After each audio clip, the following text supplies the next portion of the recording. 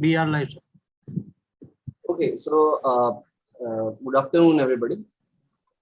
On behalf of the Economics and Finance for Society initiative, we welcome all of you to this book discussion with Professor Alex Thomas of Pedagogy University. And we are discussing this new book today. The book is called Macroeconomics and Alternative Approach. This book has made quite a stir, and it's a textbook. It's a very different kind of a textbook, as we'll come to know through this discussion. Many of us have already seen the book, read the book. Alex teaches at APU, as Pedagogy University, Bangalore, and he has studied economics at University of Madras, at the University of Hyderabad, and at Sydney. He has several articles and in fact, he's coming up with another book. So we are very much looking forward to it. So we welcome Alex to this talk. Alex will make a presentation now, and the format is such that we'll have a presentation by Alex, say about 30 minutes or so, and then we'll have a discussion. So yeah, welcome Alex, and floor is all yours. Yeah, thank you so much, Ishan, and thank you also for the others in the Economics and Finance for Society initiative, Amlan and Ruchira. And I'm also happy to know that at least Anjana is also on the floor, and because we've had some discussions about the book before. So I'll just make a quick presentation so that there's more time for discussion. Okay, so I mean, just partly to be maybe provocative, but partly also because I feel that what I'm trying to do is an alternative approach, but it's not really a new thing that I'm trying to do, because this tradition of doing macroeconomics has always existed, even if not at the very mainstream. So the first thing I want to sort of tell you is the context in which I've thought of writing this book, and I've written the book. And that is to talk about a little bit about the current state of affairs of macroeconomic policy, macroeconomics teaching, and research.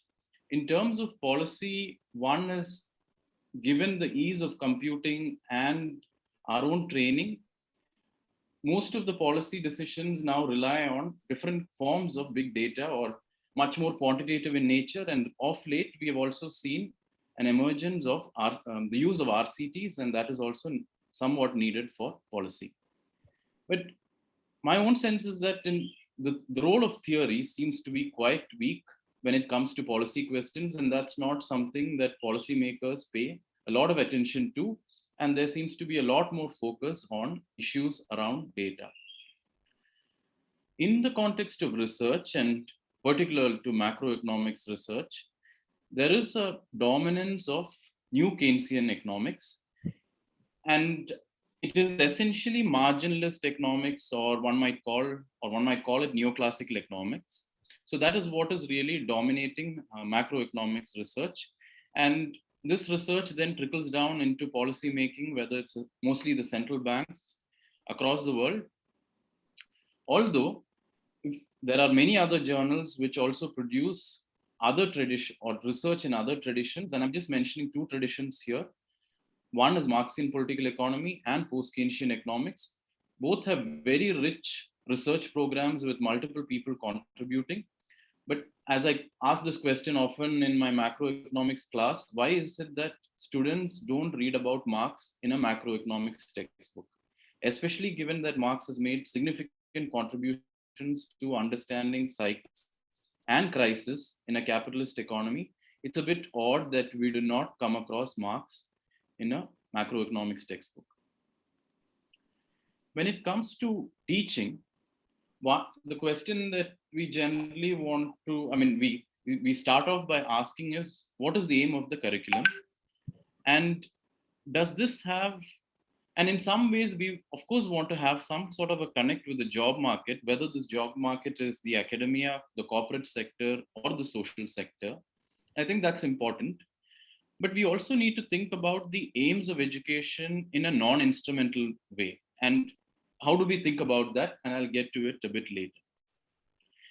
The way in which introductory macroeconomics has been taught usually is to think of introductory macroeconomics as a sort of rundown version of advanced macroeconomics, or some kind of a rudimentary version of advanced macroeconomics. And what is advanced macroeconomics? In some ways, it is basically research in mainstream macroeconomics, or in other words, new Keynesian economics. So that itself creates some kind of a problem. And here, I think that textbooks often, I mean, although they are supposed to help teachers with teaching the material and students with learning the material, I feel often they do a disservice if these kinds of questions are not properly addressed, or at least the student and the teacher is not made aware of the context in which these textbooks are being written.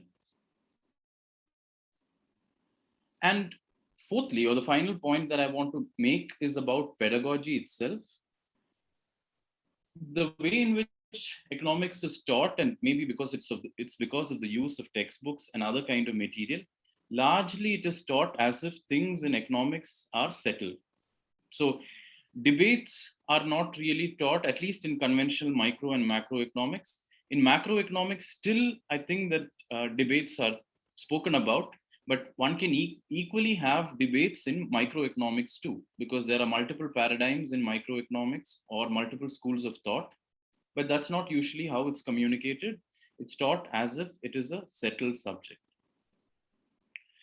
And this ties to what is called mainstream economics, or monism, which is that we tend to study economics then through the lens of just a single school of thought. And there's only one way to do economics, as opposed to thinking that economics can be done in multiple ways, or what we want to aspire towards is a pluralist kind of standpoint.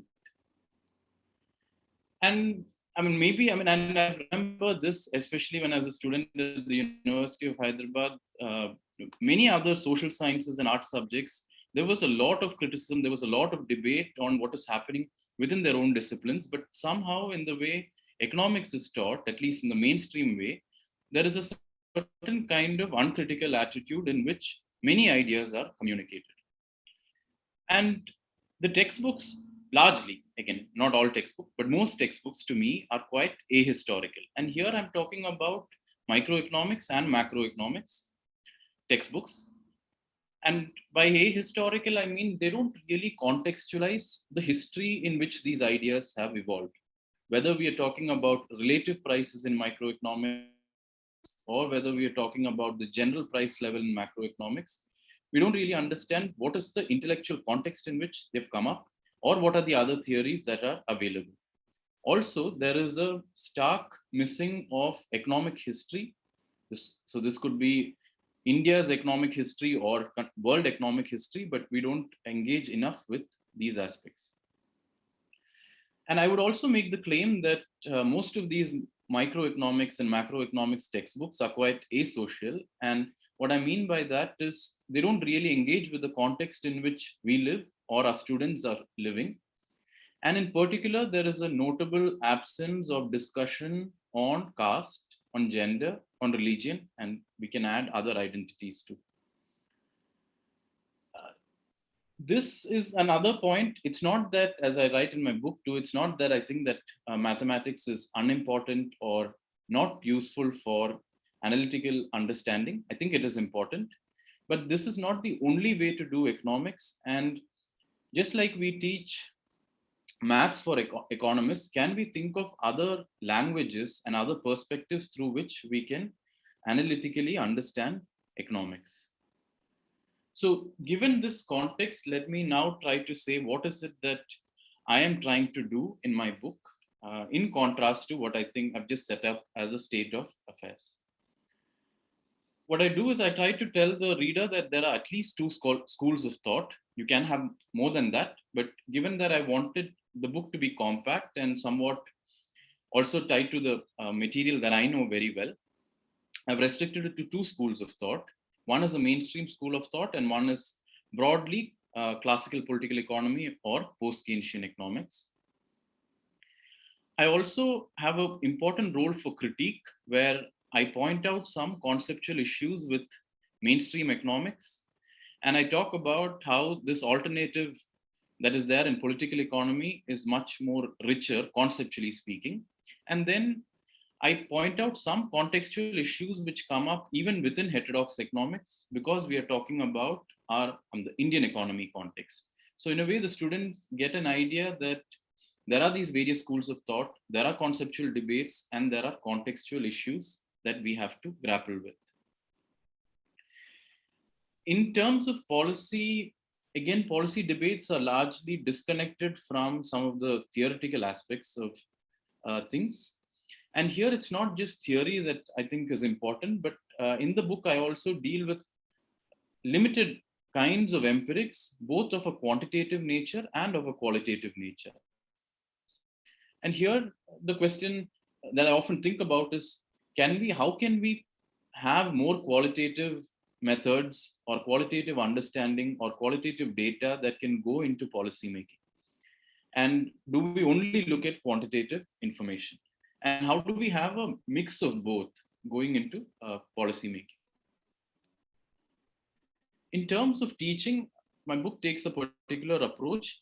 One is that it is clearly the scope of the subject I have drawn in a much more limited sense. It does not seek to explain many things, and it is also embedded in the company of other disciplines. So, which means that for somebody who's interested, they have to read more than what is there in my book. And in a way, the aims of education, what I try to communicate through the book is there has to be some kind of a spirit of inquiry. And not all answers can be found in my book. And in fact, I don't provide all the answers. In fact, I raise a lot of questions, which I believe that the students and the readers can go and find out answers. And also some kind of critical thinking, which is that how do we, if there are two conceptual frameworks, how can we argue that one conceptual framework is probably better than the other? What is the role of assumptions? How realistic are these assumptions? So that's of a conceptual nature. Are there logical inconsistencies in these conceptual frameworks? Then we need to have a historical understanding, because not everything can be reduced to theory or to logical matters. So how do we bring in that historical element? Then in the book, I also deal with questions of measurement, which are conceptual but also historical in nature. Whether we are talking about how do we calculate the consumer price index, or when we calculate the GDP, what are the factors that go into, making this concept or making this metric of GDP, but what are the things that we exclude, and how did we exclude some things and how did we include some things? So at least some flavor of that I try to communicate in my book. And it is not a reduced version of any kind of an advanced textbook. What I've tried to do is I've tried to pitch this at an audience mainly of undergraduate students, but I think also postgraduate students who have some training in economics and are coming from contexts which are similar to my own, which is broadly the Indian context. About the nature of pedagogy in the book, I explicitly adopt a pluralist standpoint, where I believe it is important to communicate to the student there are at least two ways of looking at the world and of understanding our economic surroundings. And we might have to choose one, or we might have to mix two of them in some particular way. The other thing is, again, as I mentioned in the teaching aspect, that there are competing ideas, and there are competing ideas in theories. There are also competing ideas when it comes to metrics, whether we want to do something more qualitative or quantitative. Do we want to use, these I don't really engage with. So these issues of econometrics I don't engage with in my book. But broadly, the question whether you want to do an RCT or whether you want to use an IV method, how do we decide these questions, and do we want to do more ethnographic methods? And even when it comes to the question of accounting, whether it's national income accounting, how do we account for care work, how do we account for ecological damage? These are all political questions, and can our conceptual framework really accommodate them? In a way, the context is central to the book. And as I mentioned, in a way, which is why I try to bring in questions of caste, bring in questions of gender and religion into the book. And just like we have mathematics for economists, what I've tried to do in a way is try to also provide some kind of fiction for economists or literature for economists, in the hope that there are certain things that are discussed in largely literature which cannot really be reduced to quantitative terms. And I've let the book or the author speak for themselves. And I feel that here it is important that students are also exposed to different ways of doing economics or even understanding our economic surroundings. So now let me get into some specific aspects of the book. The reason I have illustrations in the book is, again, over the course of my teaching, I've realized that people again learn in multiple ways, and there are some people who might be more visual learners than readers. And that is one of the reasons for having illustrations in my book, and also to communicate the same idea but in a different manner. And for instance, in this, which is also the cover page of the book, what Sahana, my illustrator, has done is, if we look carefully, in Marshall's book, Marshall's Principles of Economics, there is actually that two kinds of threads coming together, which is the marginalist revolution and the classicals. And one of the things that we are trying to communicate through this is Marshall really tried to synthesize classical political economy and marginalist economics. So I feel that there are so many ways in which illustrations can communicate and excite the reader in ways that a simple text cannot. So after I finished writing the book, and I'd used the term critical pedagogy just once in my book, and I had read some bell hooks and some Paulo Freire before, but it's only after I finished writing the book that I thought I needed to engage more and read the book fully. And especially, I felt that teaching to transgress by bell hooks is extremely useful for any classroom, but particularly in an economics classroom, because it enables us to have some sort of a framework to bring in issues of our own lived experiences or the context. That's the way I put it in my book.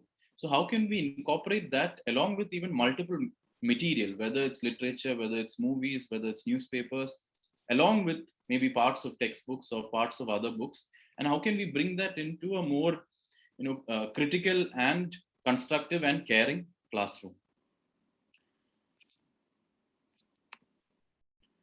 So, let me just mention two theoretical points, and then slowly I'll conclude. Most of the macroeconomics textbooks in some way adhere to some version of Friedman's quantity theory of money. And many a times when I've asked students at my university and outside, what is it that determines inflation? Most of them say that it is excess money supply. But this is just one way of understanding inflation. And what I try to do in my book is drawing on the research in the classical political economy tradition. And this is a book by Massimo Pivetti called An Essay on Money and Distribution. I try to provide an alternative way of understanding inflation in this kind of framework. So again, students can see that there is some sort of a conflict or a clash of ideas in these two paradigms. When it comes to the question of economic growth, and this is frequently discussed, most of them adhere to the solo growth model or some variant of the solo growth model, which uses the aggregate production function. And this understanding is also there in policy documents. So many of the economic surveys that the government of India has published, you find this kind of a supply side idea visible in their work. So again, in my book, what I try to provide is an alternative way of looking at growth, which draws on Keynes's work, Sraffa's work, and broadly the political economy tradition. So this book is titled Sraffa and the Reconstruction of Economic Theory, Aggregate Demand, Policy Analysis and Growth. So again, students now are aware that there is research which happens in both traditions, in the mainstream supply side tradition, but also in the non-mainstream or heterodox classical political economy tradition or post-Keynesian tradition. And finally, as I mentioned before, I thought it was important to introduce students to some kind of fiction or literature, And because of my own limited reading in this material, my choices have been limited. And here I just want to mention two books that I've, among the many others that I've used, but since I'm speaking at Jindal, I thought I'll mention these two books. One is Srilal Shukla's Rag Darbari, which is again translated from Hindi, and The Taming of Women by P. Shivakami. This is translated from Tamil. So both of them, I mean, I've used both of them in multiple ways to get students interested in certain questions which I think are extremely related to understanding economic issues of a macro kind. And this is really the last slide. What I try to do in my book is the following. One is try to communicate to students and to teachers that there is an active tradition of doing research in non-mainstream economics, and in particular classical political economy, which still continues, and to give them a flavor of the kind of research that is being done. So I've mentioned some recent articles. When it comes to policy, I've tried to engage with India-specific issues, notably relating to inflation and employment questions. But these are also tied to how, for instance, inflation has been measured in India and how employment has been measured in India, and what are some of the debates surrounding these issues. And in general, what I've tried to argue in my book is to say that theory does matter. It matters what conceptual framework we adopt, because it has an impact on what kind of measurement and what kind of accounting that we are trying to provide, what kind of data we are trying to gather. And then it has also an implication on policy recommendations. And when it comes to teaching macroeconomics or microeconomics, the context is really important. And I've also tried to bring in what is called a critical pedagogy, where it is not seen as a settled discipline, but the students can also actively participate in pushing the boundaries of our discipline. And more broadly speaking, I also think that history matters. I've not engaged so much with what might be called economic history in the book, but I've engaged with my own area of expertise, which is history of economic thought or history of economic ideas. And how do these ideas come together, or how do they debate with each other, and what kind of a resolution can we arrive at? So I'll stop here. Thank you. Thank you for having me, and can take questions. Thank you, Alex.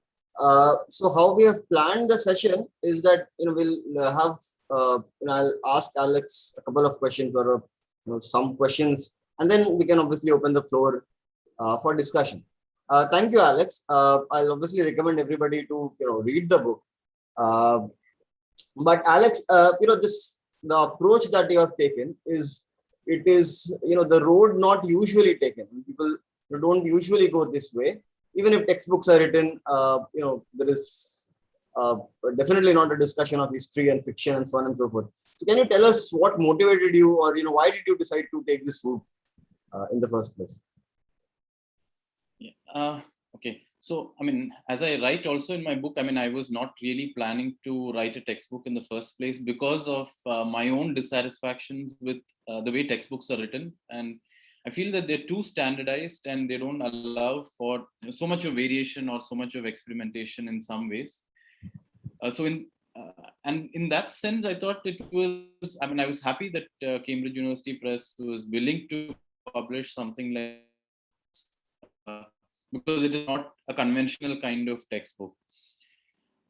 But then I have been thinking for a while to do or to at least post document called English for Economists, or what I really meant was fiction for economists for more than 5 years. I mean, I've never taught that course, and I don't think I'll ever teach such a course like that, because I don't think I'm equipped to do that.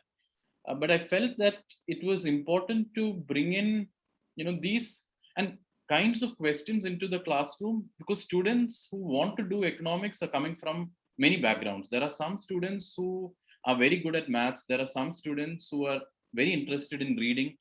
There are some students who have a particular kind of lived experience.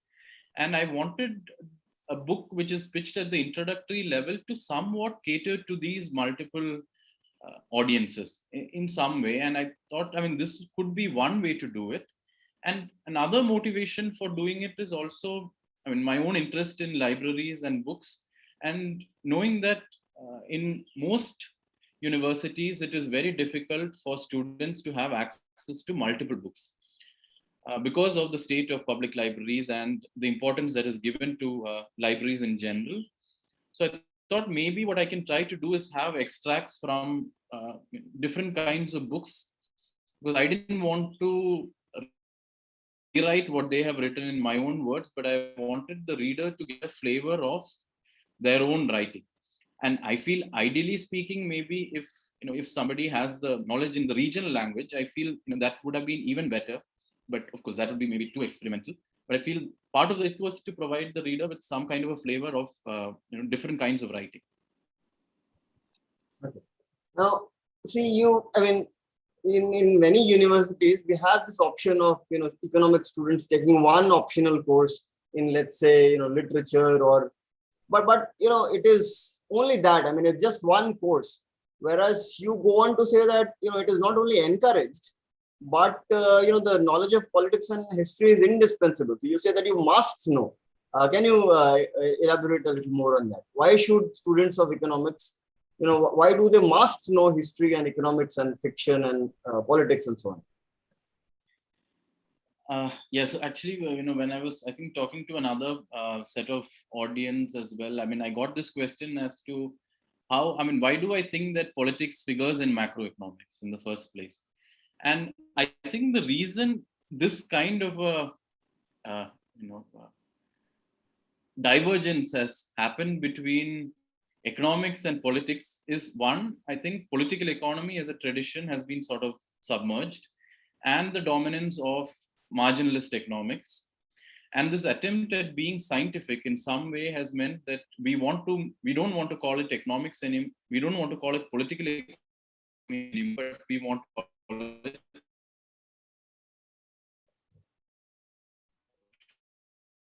The other thing is, when economics started, or in Cambridge, how it was taught, it was seen as politics, philosophy, political economy.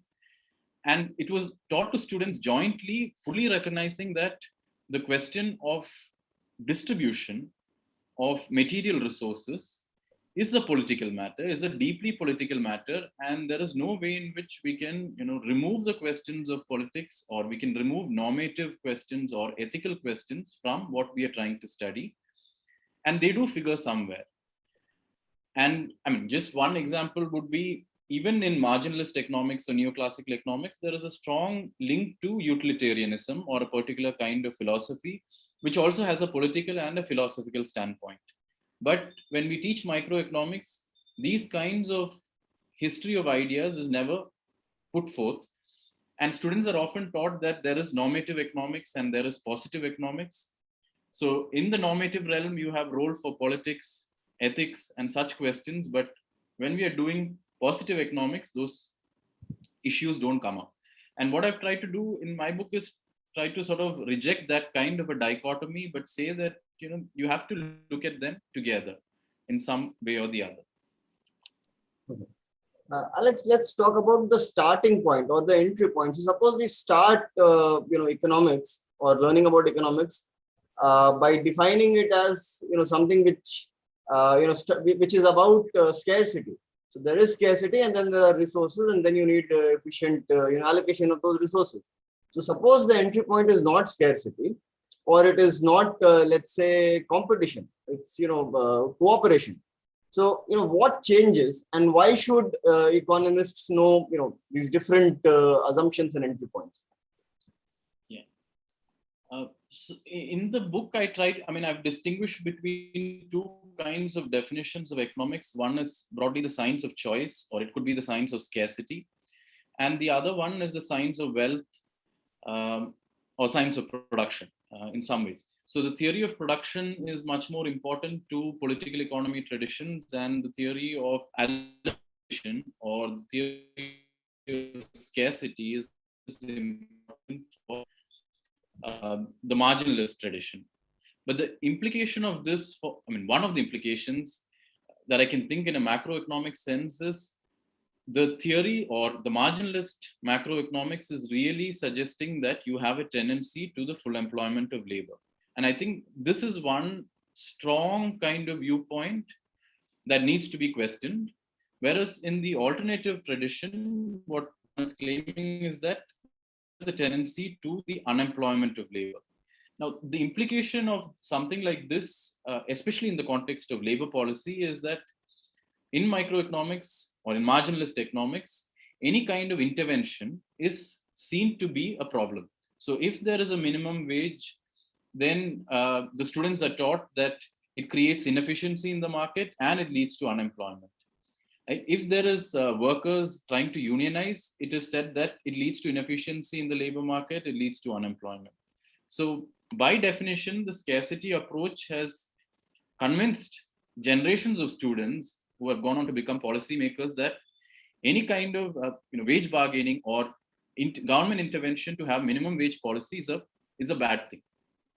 But if you start from the other tradition, there is a tendency to the unemployment of labor, and wages are not seen as something that is determined by the marginal product of labor, and the entire conceptual framing is different. What you see is that there is a much more constructive role for minimum wages and unionization of workers. So, because even Adam Smith, for that matter, recognizes that capitalists have more power than workers, and therefore that it is only fair for workers to unionize or to collectively bargain for higher wages. So I think that the choice of theory really matters because it has an impact on what kind of data that we are trying to capture. It has an impact on our, I think, worldview, and subsequently on our policy recommendations, and more broadly on our politics. So, let me ask this last question, and I have a couple more, but we'll see if, I don't want to ask all the questions. So you talk about, different kinds of theories, but given this fascination with big data now, or, with sophisticated methods, we have a lot of fundings, we have RCTs and so on and so forth, which, many studies do not necessarily sort of adhere to any kind of theoretical understanding to begin with. They, in fact, they explicitly say that we'll look at the data, we'll identify the problem, and we'll give a solution. So it is one thing to say that, there are different theories and which one do you choose, but it is a completely different thing to say that we don't need any theory at all. What would your take be? Do we need economic theory? Yeah. I mean, the short answer is, I think that strongly we need theory. And I'm not thinking of theory as a kind of explanation for everything or an answer for all our issues. But to me, what theory does, and especially in the context of teaching, is that it provides some sort of a guidance. It provides some sort of a framework to, put our facts together and try to understand it. And I think that there are pitfalls on both. If we think that the world behaves like how our model does, then there's a problem. Or if we want the world to behave exactly how our model does, then also there's an issue. But what seems to be happening now is there is a certain kind of reluctance to understanding something over a period of time. And maybe this is a consequence of a larger kind of things that are taking place. Because to understand a problem, it takes a lot of time. And this I've always wondered that even if we have big data or not, but to truly engage with a question, it can take years in some cases or more than some years. But given that now knowledge production has become so fast tracked, and I think that people are also compelled to, we are constantly responding to some issue or the other. So I feel that could be one way to think about it. But the other thing is, even when I teach courses, students ask the question, how is this relevant? Right? How is this theory relevant? And I feel some of the work has to be done by users of theory, because we are anyway, for any kind of policy recommendation or for any kind of data work that we do, there are multiple things that are going on in our head, which we are drawing from maybe our experience partly, maybe from our studies, maybe from different sources. But if they're all inconsistent in our head, then it leads to some kind of a mismatch, or multiple things might be happening. But still, I would suggest that if we have a conceptual or a coherent theoretical framework, it allows us to see certain things much more clearly. But we need to be able to have a theoretical context that is open to recognizing our contextual or historical situation. And I feel that although a lot of studies might say that they don't adhere to a conceptual framework, but implicitly many of these understandings come up once we look at these papers critically. Usually, to me, I think that they do adopt some kind of a marginalist or neoclassical standpoint. Okay. Fine. So I have a couple of questions, but probably towards the end, if there's time, I'll ask you. So we'll open the floor now, and I guess people can unmute and speak if there is any questions, or the chat box is also open.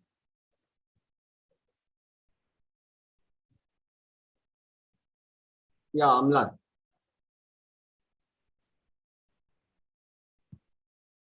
Yeah, hi, Alex. I wanted to get your opinion about something that you spoke about during your talk also, which is the role of mathematics, and I would also like you to include stats and econometrics in this.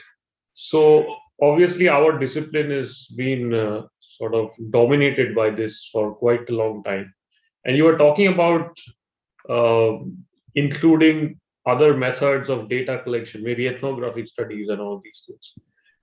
So if you could just reflect on a little bit about what has been the impact of the discipline being so dominated by statistics and mathematics and how it could be different.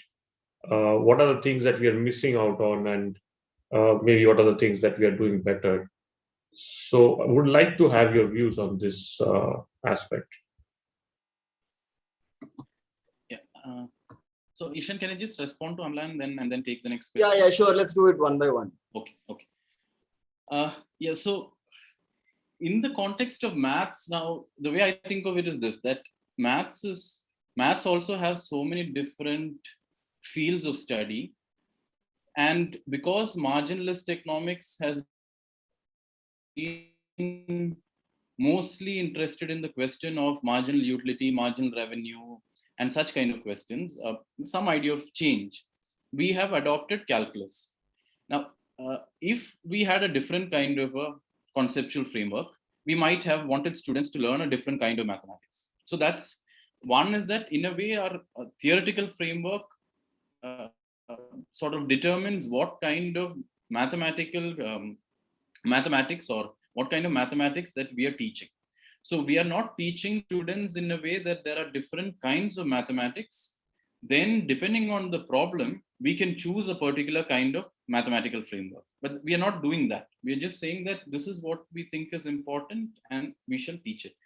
And even mathematicians, for that matter, who are doing pure maths, when we are translating formal logic, pure mathematical ideas into applied settings, whether it is in economics, whether it's in biology, whether it's elsewhere, there are so many additional assumptions that we are making. And how can we make the students a bit more aware about the translation from pure maths to applied maths? So in some sense, I would say, what is the methodology or the philosophy of mathematics that we are adopting?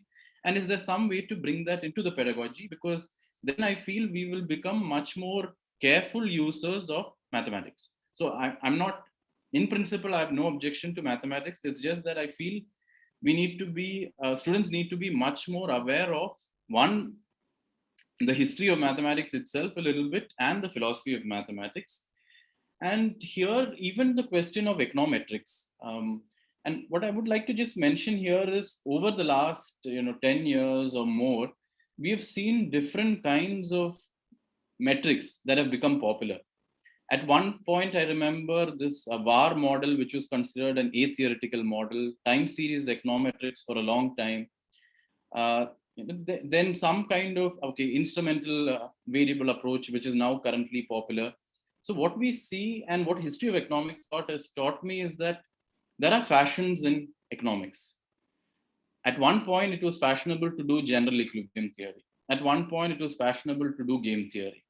And then even so, there is fashion in theory, there is fashion in methods. Ethnography has not been so fashionable, I feel. But is it possible for us to teach our students these multiple ways rather than choosing the way that is most popular today? So in some ways, can we give them a menu of choices, both in econometrics, in mathematics, and broadly in methods? Is that some way possible? I mean, that would be my view. Yeah, Avnindra. Yeah, hi.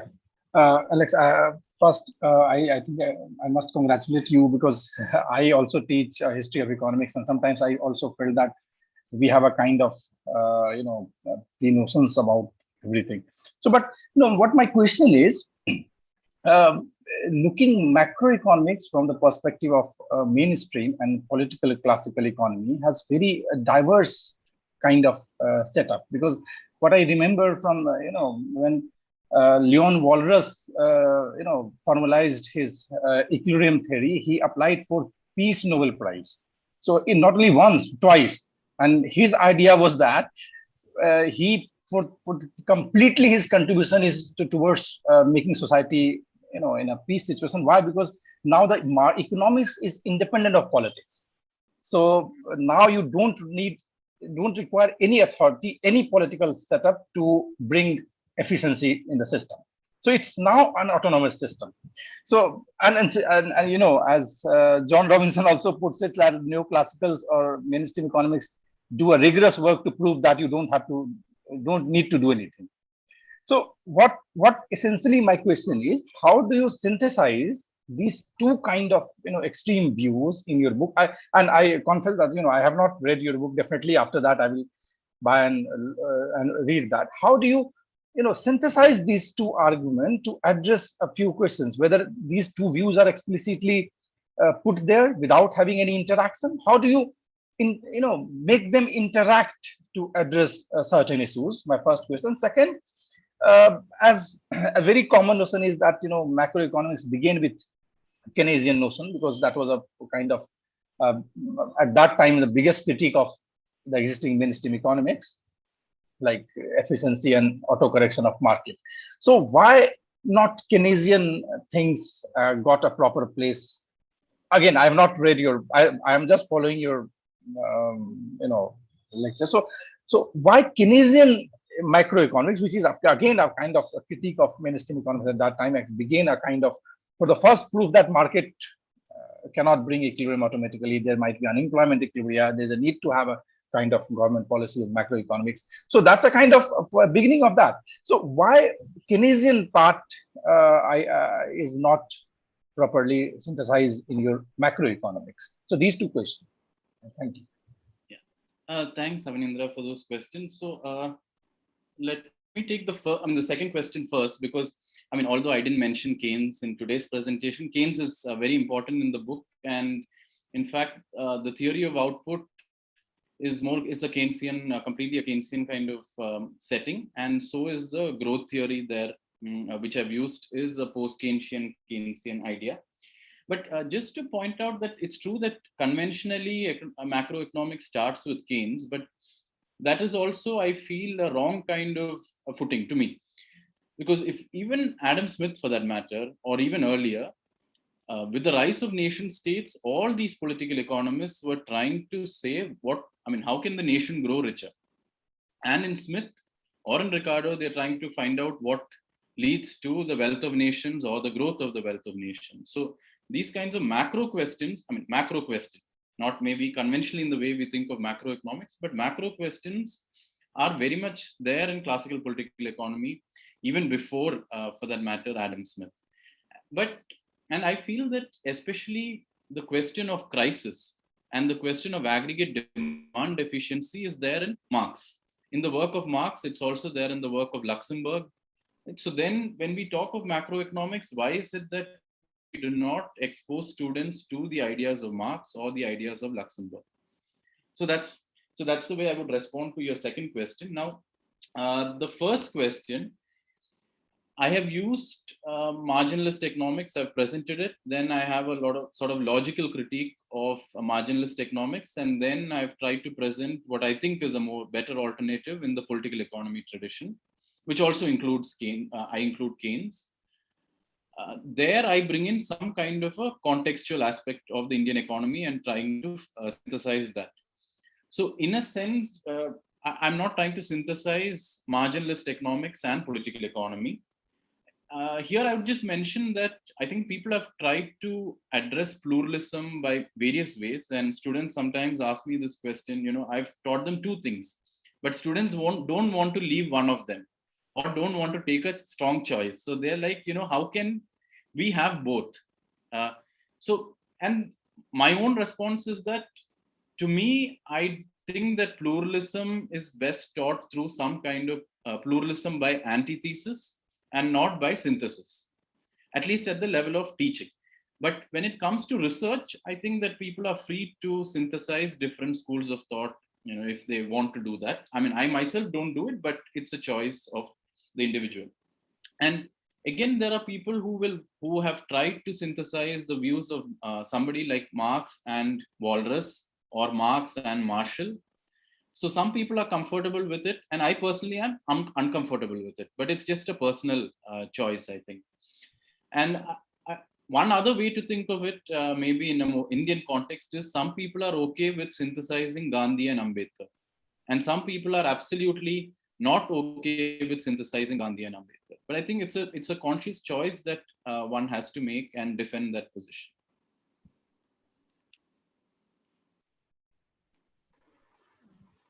Hello.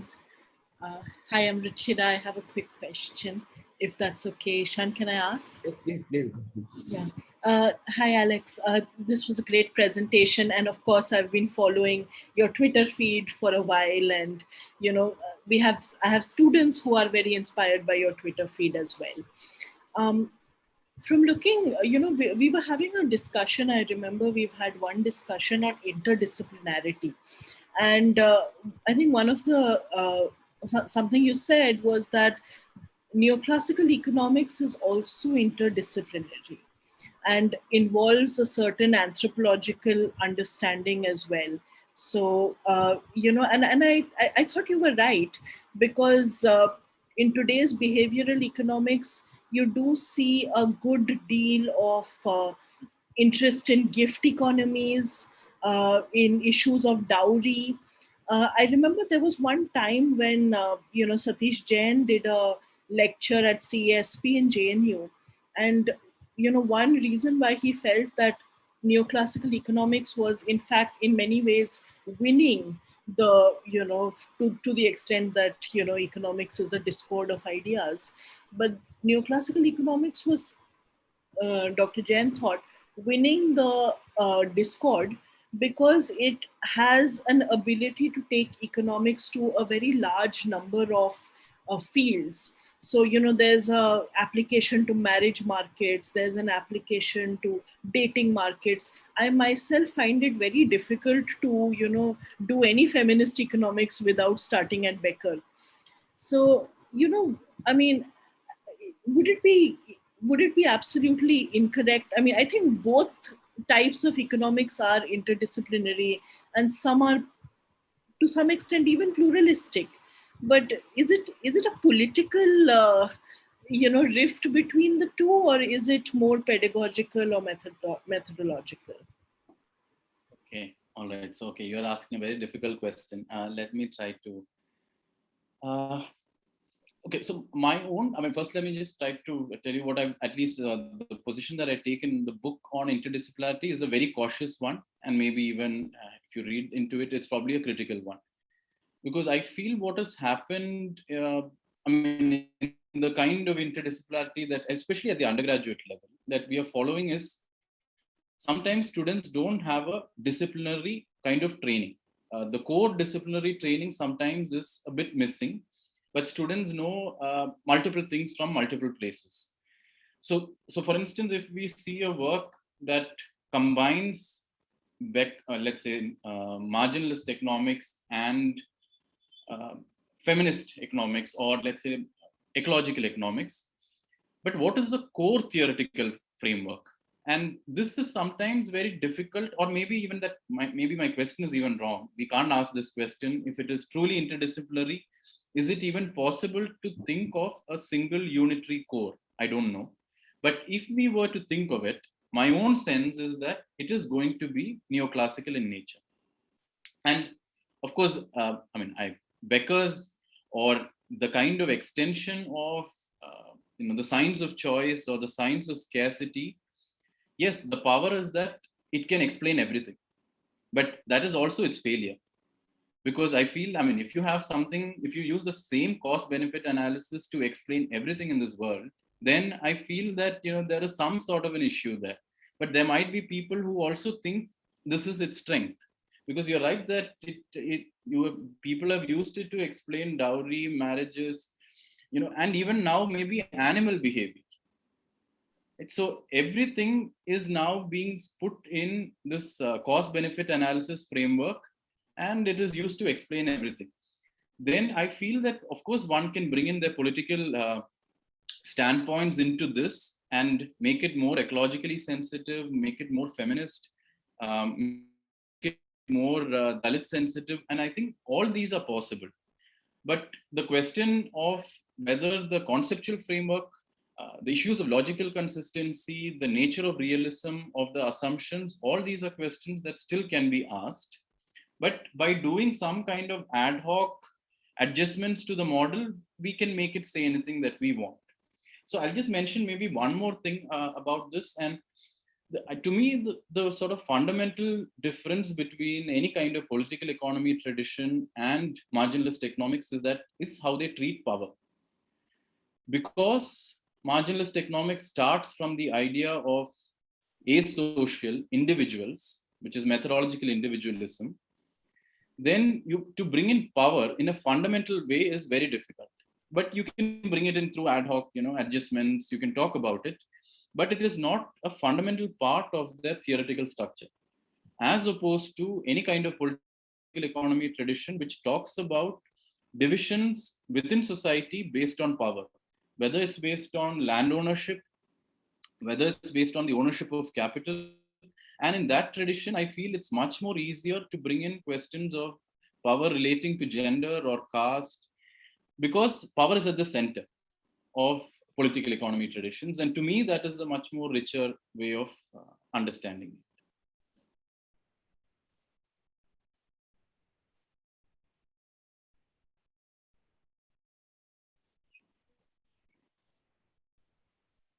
Yeah, Alex, since you brought caste, see, it's perfectly possible. And in fact, this is what happens most often, that an economics student can, graduate with a PhD degree without reading anything about caste. Now, if we are talking about macroeconomics in general, do you think, there is a role of caste in trying to understand macroeconomics, and in particular the Indian context? And what is the role, or how do we sort of go into that direction? The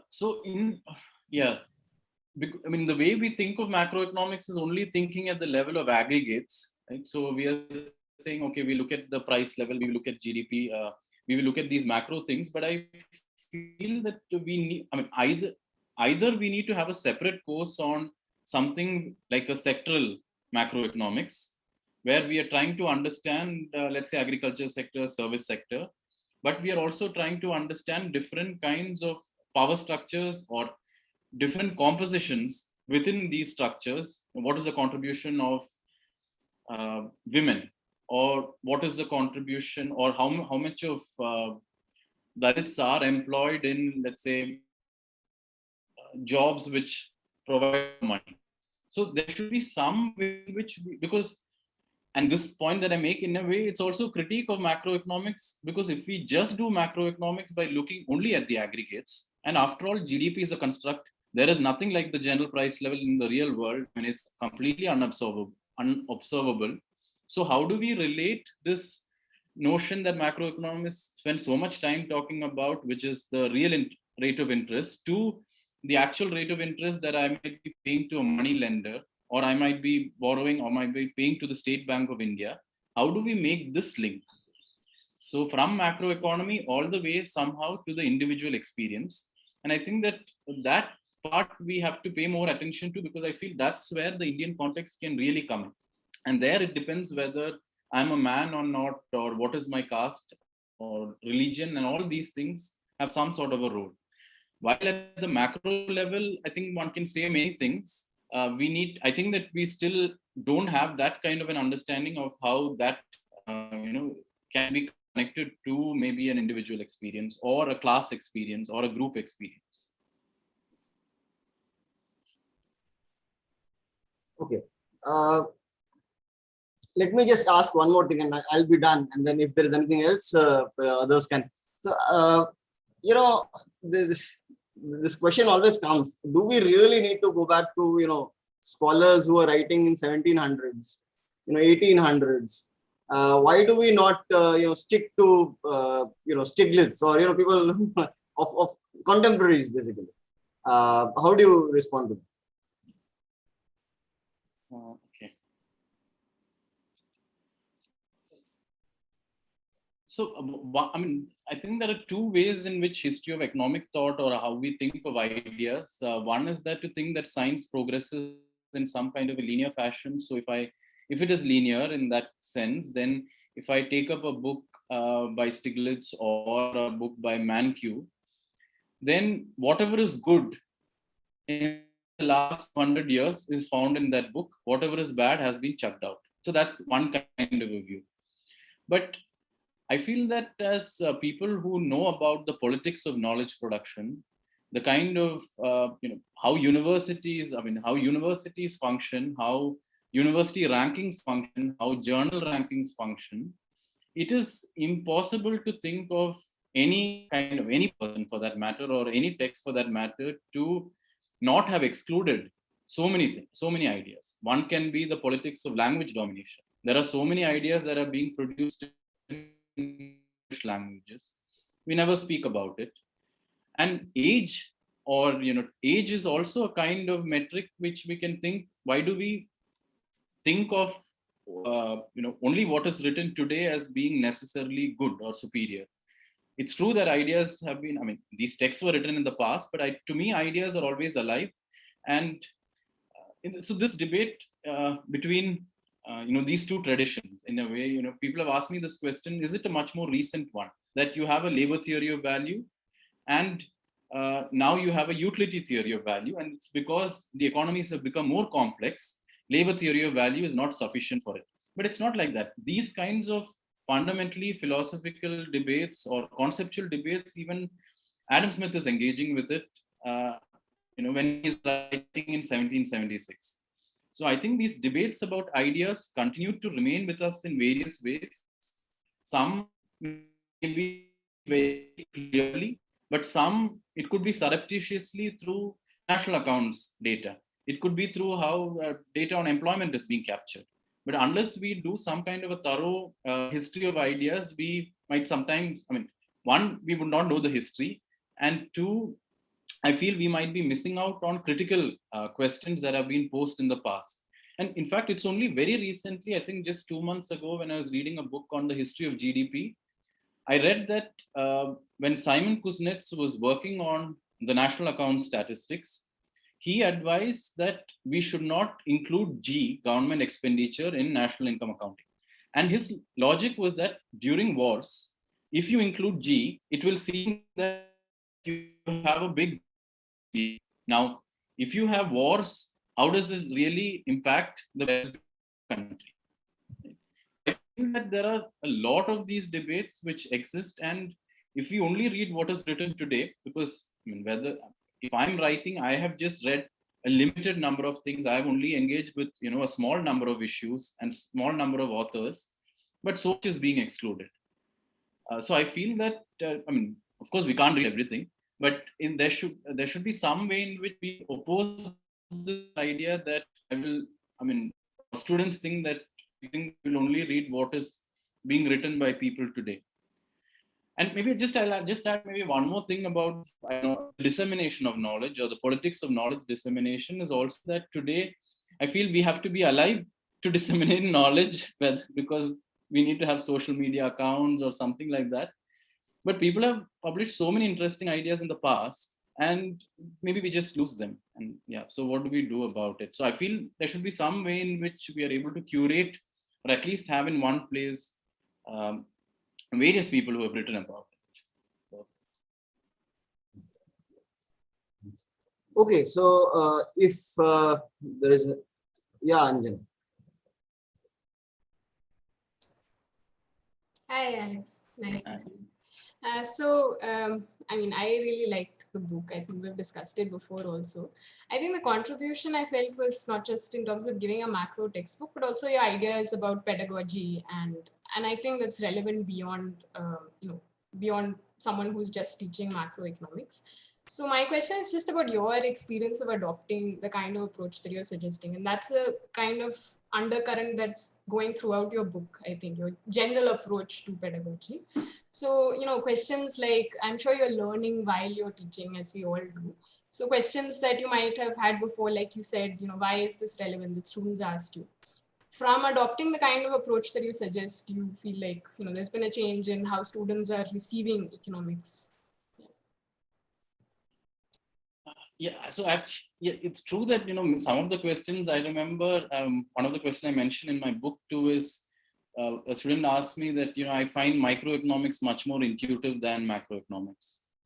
The question of relevance I have had to deal with, and I think it's only over time that I've been able to find some kind of a satisfactory answer. But I feel that in that sense, the active engagement of the students have been quite helpful, because if I'm able to communicate to at least, let's say, 20 or 30 people, something that I think is important, then I feel, okay, maybe somebody else might also, think it's useful. But since I'm not teaching, how do I put it? It's a bit difficult to answer this question, but the question of relevance to me, what I do in my class, and this keeps coming up. One is that I've realized that it's not sufficient to talk about the importance of, if I teach history of economic thought, I have to constantly keep mentioning it, because the students have constant doubts. So one is that I have to mention the same thing, maybe by using an analogy, maybe by using some contemporary example, but we have to keep at it in different ways, because again, there are competing things which seem much more relevant, right? So, and in the question of relevance, I feel we need to think about this politics of relevance too, because who gets to decide what is relevant?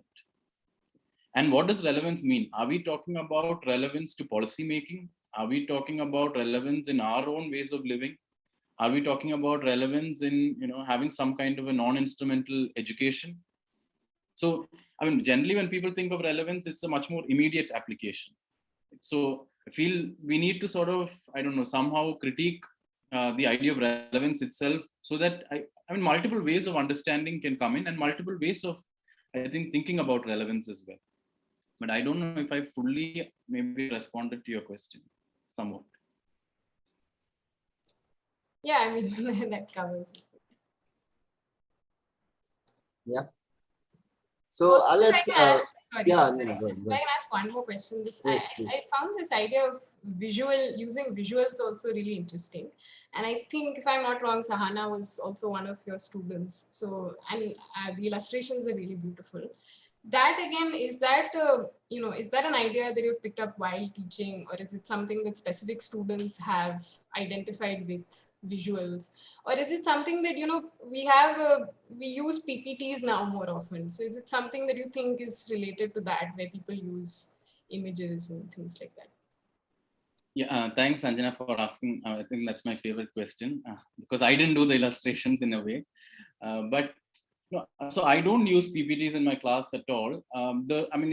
This idea of illustrations actually came about as an accident, really, when I was writing a small piece for this small magazine for teachers. They said that we need to have illustrations to accompany your article. So then I'd asked my students if anybody is willing, and then Sahana said she is. And when I told her some ideas, and then she was able to sort of visually put it forth, I thought that this is really amazing. If I could illustrate, it would have been amazing, but I felt that, because and in some of the illustrations, I have to go back to them multiple times, because I haven't seen these things before. It's also like a text, I feel, which we can read over and over again, and we find new ideas which pop out, because Sahana's illustrations, I feel, are quite detailed. It's not just a simple line drawing, but there's a lot of ideas within the illustration, and it's not just saying what I am saying, it's saying something more than what I'm saying. And so I feel that, and for again readers who are more visually interested, or I feel that that gives another kind of way of looking at economics to explain even complex ideas. So I think it's possible to, yeah, use illustrations or and different forms of, I think different kinds of medium to communicate ideas. It need not be just text or illustrations, movies, theater, music, or more broadly. Yeah, no, I just wanted to, I mean, everybody might not have the book. So I just wanted to, I don't know if it is, visible, just to give an example of, the kind of illustrations Anjana was talking about. No, it is really fascinating, Alex. So, you have set the bar so high, we are eagerly waiting for your next book. Please don't say that. But no, thanks, Ishan. But can I ask a question? No, I was just curious about Amlan's, thoughts on what I had said about teaching of mathematics. Yeah, Amlan and Abhindra also probably has something. Yeah, Amlan and then Abhindra.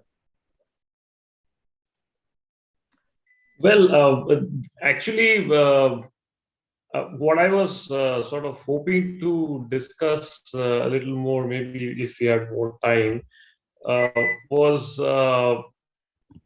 something to do with what Ruchika was also talking about, which is the use of certain techniques to make things more accessible for some people. Some people start understanding some things better if you present it in certain ways, right? Is there going to be? Are we going to be able to have better access to certain people if we are able to use certain techniques? So that's what I was basically hoping to talk about. Also, this choice of technique, basically, this marginal revolution and all of these things, it is true that there is a power structure involved with this. But in that power structure, there is also a choice of methodology. And I just wonder sometimes why the power structure decides to choose that methodology. Is it absolutely essential to its ultimate agenda, basically, or is it something which is I don't know, maybe it has some intrinsic value in the sense of being some making things more understandable, or at least for some people, maybe for the people who matter to these. So I always wonder about why exactly is it that, because at one point of time the classical tradition was basically the dominant tradition, right? And then there was a kind of a break, and this kind of break has been happening throughout. Like firstly Marshall comes in, and then the rational expectations revolution. All of these things are slowly breaking away, and I cannot deny that there is a power element to this, of course, but it is also sort of taking the discipline towards a methodological tradition, and that's basically what I was trying to. Yeah, I think maybe I would just add, I think if in our curriculum we are able to, let's say, have a sociology of economics or like a sociology of science course as to how knowledge is actually produced and disseminated, I think, then the burden is not so much on individual instructors, but I think that kind of a course will give students an idea of what's happening in economics as well. Otherwise, I feel they just think, okay, this is the best. That's it.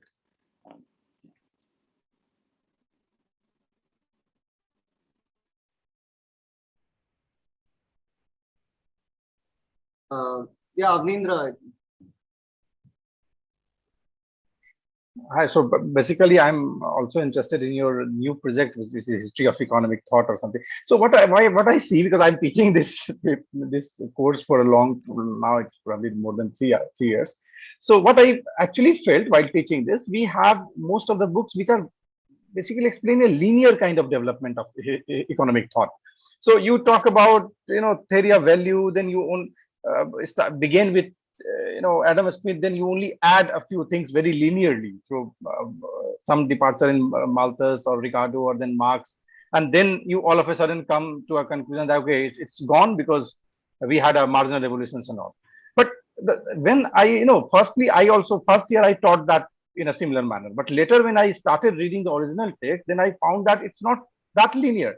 So Marcel, which is supposedly a kind of major one of the most important person who compiled neoclassical, sorry, mainstream idea of that time, who basically derived the Marxist demand and all, but had many things which he discussed in his book, like very relevant for development and macro perspective. So what I found in each and every context, there is no linearity. There is a multi-dimensional concept of thing which we, in a sense, we lose while teaching, and it's basically not properly discussed in that multi-dimensional way in most of the textbooks. Okay. So now, if for last years onwards, I have left, teaching from the typical books. I am trying to, but that's very difficult. What I see, sometimes students feels that it's a kind of deviation. So how do you, bring everything under one kind of movement? So this kind of challenge, I think, how do you face or are tackling with this kind of challenges? Because it has multi-dimension, but on the other hand, you have to, because there are 300 years of development and very vast development, branching, several branchings are there. Even Marxist economy is not like one Marxist economics. Keynesian is not like that. So, and just once we move from Marx to mainstream, there's no Marxist development, further development, which is incorporated there. There are many questions which later it was addressed, but it's nowhere in the place in most of the text. So how do you, this is a kind of challenge which I see. How do you, because you're writing a kind of book for that, how do you address these kind of issues? Yeah, so thanks for that question. Because so this is an issue actually. Although when I teach history of economic thought, I'm following a chronologically linear approach so far. But in my book, I'm going to do a different way for the same reason that you mentioned, also to communicate strongly to the students that ideas don't evolve in a linear fashion. So my plan for the book is slightly different from that. But answer to, I think, what do we do and how do we include so many things is if microeconomics can have 3 courses, history of economic thought also can have 3 courses. And historically, so in the past, it was essential for anybody who did PhD in economics to do a history of economic thought course. Again, because of the way in which power and other kinds of things change, these things also change. And what we are trying to do in a way is, because certain kinds of courses are important in PhD, we try to teach that in our masters. Because they are important in masters, we try to teach that in our BA. And so it really depends on what is the mainstream PhD kind of research being done in. Because for instance, one wants to do history of economic thought, do it, but to find a job is going to be difficult. If somebody works on ethnographic method, again, to find a PhD is going to be difficult. To find a job is going to be even more difficult. So I feel that we are sort of, we are just trying, we have so many constraints, and we are not able to maneuver in a way where our education can be truly, free and unconstrained by what is happening in maybe some places in the West.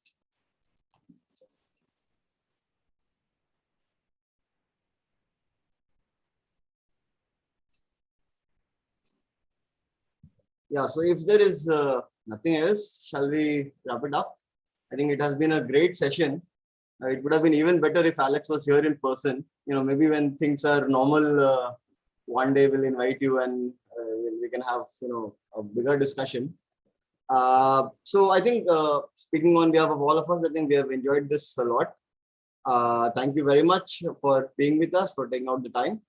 And we hope to carry forward such discussions in the future. So thanks, Alex. Thanks, everybody. Thank you so much, Ishan, and thanks, everyone. Thank you. Thank you, Alex. Bye, Anjana. Bye, Ruchira. Bye, Avanindra.